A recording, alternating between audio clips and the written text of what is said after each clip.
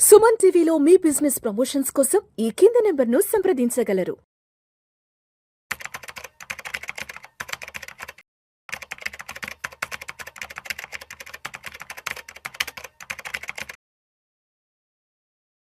నమస్తే మాధవిరెడ్డి గారు. నమస్తే అండి.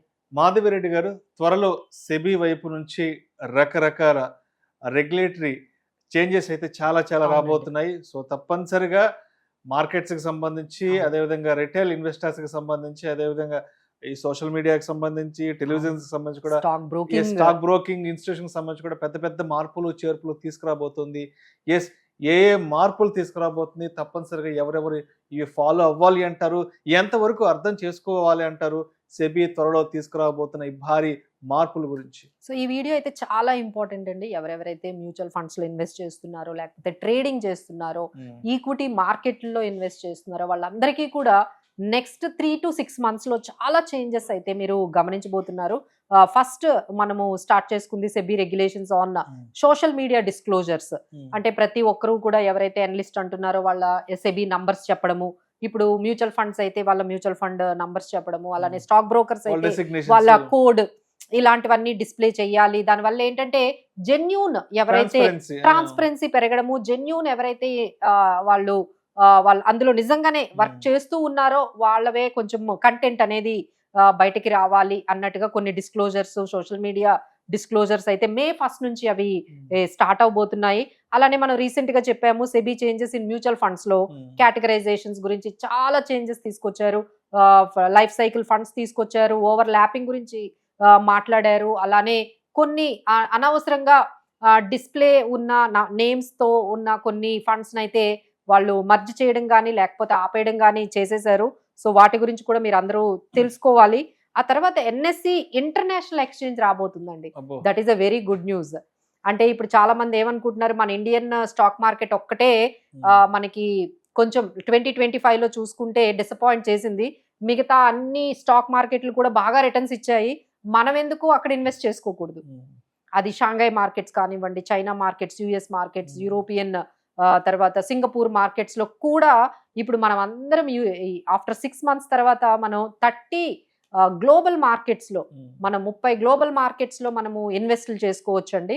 అది అందుకనే NSE ఇంటర్నేషనల్ ఎక్స్చేంజ్ అనేది తీసుకొచ్చేసింది. సో అది కూడా మనకి యాక్సెస్ అనేది, అంటే ఈక్విటీల్లో, అంటే వాళ్ళ ఈక్విటీస్ లో మనము ఇన్వెస్ట్ చేసుకోవచ్చు, లేదు అంటే వాళ్ళ ETFs లో కూడా మనము డైరెక్ట్ గా ఈ NSE ఇంటర్నేషనల్ ఎక్స్చేంజ్ ద్వారా మనం ఇన్వెస్ట్ చేసుకోవచ్చు. That is a very good news అని మనం చెప్పొచ్చు.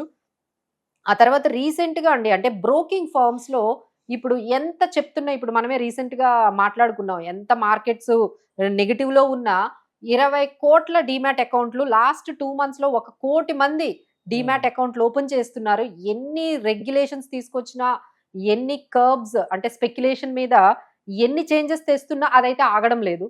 సో దీనికి ఇంకేదైనా చేయాలని కొత్త రెగ్యులేషన్స్ అయితే ఇంకా రాబోతున్నాయండి. ఇప్పటికే దీని మీద అంటే మెయింటైనింగ్, అంటే చాలా బ్రోకింగ్ ఫర్మ్స్ ఏం చేస్తాయంటే వాళ్ళ మార్జిన్స్ మెయింటైన్ చేయడానికి లోన్స్ తెచ్చుకుంటాయండి. సో ఇలా మీరు లోన్స్ తెచ్చుకొని మార్జిన్స్ మెయింటైన్ చేయడం అనేది కరెక్ట్ కాదు. మీకున్న ఏదైతే ప్రొప్రైటరీ ట్రేడ్స్ అయితే ఏమైతే ఉన్నాయో అవన్నీ కూడా ఇలా లోన్స్ తెచ్చుకొని మీరు మెయింటైన్ చేయకూడదు అన్నారండి. సో దానివల్ల చాలా వరకు స్టాక్ బ్రోకింగ్ కంపెనీస్, ఏంజల్ కానీ లేకపోతే BSE కానీ చాలా వరకు కరెక్ట్ అయ్యాయి. ఎందుకంటే అంత వాల్యూమ్స్ ఇప్పుడు చేయలేరు వాళ్ళు. సో ఈ విధంగా స్టాక్ బ్రోకింగ్ కంపెనీస్ ని కొంచెం కంట్రోల్ చేస్తున్నారు. ఈ మధ్య ఇంకొకటి మనకి వస్తుందండి, minimum qualifying for F&O participants. అంటే మీరు F&O లో మీరు కానీ అంటే ఫ్యూచర్స్ లో కానీ ఆప్షన్స్ లో కానీ ట్రేడ్ చేస్తూ ఉంటే మీకు మినిమం క్వాలిఫికేషన్ అనేది పెడతారు. మీకు ఎగ్జామ్ ఉండొచ్చు, లేదు మీరు ఇంత అంటే what we can say IT returns ఉండాలనైనా పెట్టచ్చు, మీకు ఇంత ఇన్కమ్ ఉండాలనైనా పెట్టచ్చు. అంటే మనం ఒక లోన్ తీసుకునేటప్పుడు ఒక లిస్ట్ ఉంది కదండి, ఎలిజిబిలిటీ క్రైటీరియా. ఇప్పుడు అలానే F&O లో ఒక పర్సన్ కానీ మీరు F&O లో ఎంట్రీ తీసుకొని ఒక పార్టిసిపెంట్ గా F&O లో ట్రేడింగ్ చేయాలి అంటే మీకు ఒక మినిమం ఎలిజిబిలిటీ క్రైటీరియా పెడతారట. సో అది ఫ్యూచర్ లో రాబోతుంది. ఎవరైతే ట్రేడింగ్ లో ఉన్నారో, అది అందరి వల్ల కాదు కదండి, వాళ్ళు పెట్టేది ఏమైనా ఎగ్జామ్ అయి ఉండొచ్చు, వాళ్ళు పెట్టేది ITR ఫైలింగ్ అయి ఉండొచ్చు, వాళ్ళు పెట్టేది మినిమం ఇన్కమ్ ఎంత ఉండాలనైనా పెట్టొచ్చు. అంటే మొత్తానికి F&O చేసే వాళ్ళకి ఇది బ్యాడ్ న్యూస్ అయితే. అంతే మరి స్పెక్యులేషన్ ని తగ్గించాలి. స్పెక్యులేషన్ తగ్గించడానికి స్పెక్యులేషన్ అంటే Over ఎవరైతే participation. ఓవర్ అంటే తక్కువ ఇన్కమ్ ఉండేవాళ్ళు ఎక్కువ డబ్బు పోగొట్టుకుంటున్నారు. ఎగ్జాక్ట్లీ. సో ఎవరైతే ఈ 5 lakhs 10 lakhs మధ్యలో ఇన్కమ్ లో ఉన్నారో వీళ్ళే ఎక్కువ డబ్బులు పోగొట్టుకుంటున్నారు కదండి. సో వీళ్ళని ఈ ఎవరైతే ఈ స్మాల్ ఇన్వెస్టర్స్ ఎక్కువగా ట్రేడింగ్ చేసి డబ్బులు పోగొట్టుకుంటున్నారో వాళ్ళని ఎలా అయినా కాపాడాలి. ఎందుకంటే ఎకానమీకి వీళ్ళు సేవింగ్స్ చాలా అవసరం.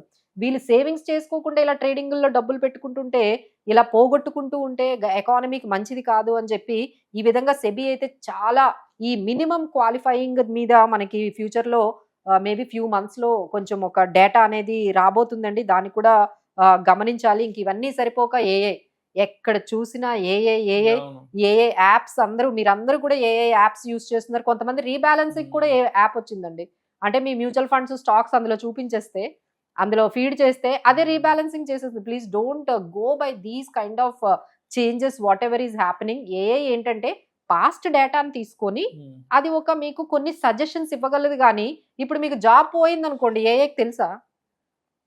దానికి ఏం తెలియదు. అది రీబ్యాలెన్స్ చేసుకుంటూ వెళ్ళిపోతుంది. మీరు ఏదో స్టాక్స్ ఇచ్చారు, మ్యూచువల్ ఫండ్స్ ఇచ్చారు, బట్ మీ కరెంట్ సిచ్యువేషన్ దానికి ఏం తెలుస్తుంది? బయట వార్ జరుగుతుందండి, దానికి ఏం అర్థమవుతుంది? ఏఏ cannot see the war and it will go only the past డేటాని తీసుకొని అది మీకు చేసేస్తుంది. సో ఏఐకి మాత్రం మీ డెసిషన్ కంట్రోల్ అయితే ఇవ్వకండి. ఓన్లీ దాన్ని డేటా అనాలిసిస్ వరకు వాడుకోండి. డెసిషన్స్ ఏవైనా ఉన్నా ఐదర్ బయింగ్ కానీ సెల్లింగ్ కానీ మీరే ఫైనల్ డెసిషన్ తీసుకోండి. ఏఐకి మాత్రం ఈ టూల్స్కి మాత్రం మీరు కంట్రోల్ అసలు ఇవ్వొద్దని మేము చెప్తూ ఉన్నాము. ఇంకా అలానే ఎఫ్ఎం అయితే మన నిర్మలా సీతారామన్ గారు ఫస్ట్ టైం బ్యాంక్స్ మీద కొంచెం గట్టిగా మాట్లాడారండి. అంటే బ్యాంక్స్ వాళ్ళ కోర్ బ్యాంకింగ్ అంటే ఏంటంటే బ్యాంక్స్ ఏం చేయాలి? సేవింగ్స్లు తెచ్చుకోవాలి, డిపాజిట్లు తెచ్చుకోవాలి, లోన్లు ఇవ్వాలి. ఇవన్నీ పక్కన పెట్టేసి ఇన్సూరెన్స్ ని సెల్లింగ్ చేస్తుంది. మిస్సెల్లింగ్ అని చెప్పారు. మిస్సెల్లింగ్ చేస్తున్నారని ఆమె ఫస్ట్ టైం అండి. ఇన్సూరెన్స్ కంపెనీస్ కి మీరు అసలు కాసాని మర్చిపోయి మీ కోర్ బ్యాంకింగ్ పని చేయకుండా మీరందరూ కూడా ఈ ఎక్కువ టైం అంతా కూడా మీరు ఇన్సూరెన్స్ సెల్ చేసుకుంటున్నారు. వాటికి చాలా కంపెనీలు ఉన్నాయి, వాళ్ళకి చాలా ఏజెంట్లు ఉన్నాయి, ఇంటర్మీడియట్ వాళ్ళు చూసుకుంటారు. మీ బ్యాంకింగ్ పని ఏదో మీరు చూసుకోండి, మీరు చాలా మిస్సెల్లింగ్ చేస్తున్నారు అని చెప్పి వాళ్ళ మీద కూడా చురగలు పెట్టారు. ఇక అక్కడి నుంచి కూడా ఏమైనా వాళ్ళు regulations on this miss selling by the అంటే ఇన్సూరెన్స్ కంపెనీస్ అమ్మడంలో కానీ ఇలాంటి వాటిల్లో అంటే వాళ్ళ బ్యాంకింగ్ లోనే ఎక్కువ జరుగుతుందండి. బ్యాంక్స్ లో మనం ఎప్పుడైతే వెళ్ళామో అక్కడ వాళ్ళ కోర్ బ్యాంకింగ్ అంతా పక్కన పెట్టేస్తున్నారు. ఏదో ఒక ప్రోడక్ట్ ని మీకు ఆ కార్డు ఇవ్వాలి, లేకపోతే ఇది ఇవ్వాలి, ఈ ఇన్వెస్ట్మెంట్ పాలసీలు ఇవ్వాలి, వీటి మీదే మీరు టైం అంతా వేస్ట్ చేస్తున్నారు. ప్రోడక్ట్ సెల్లింగ్ చేస్తూ ఉన్నారు, థర్డ్ పార్టీ ప్రోడక్ట్స్ ని ఎక్కువగా ఇస్తున్నారు, వాళ్ళ ప్రోడక్ట్ ని పక్కన పెట్టేసుకుంటున్నారు అసలు. సో దీని గురించి కూడా చాలా రెగ్యులేషన్స్ రాబోతున్నాయి. సో ఓవరాల్ గా there are many changes are coming in SEBI regulations. Thank you so much Madhavi Reddy గారు.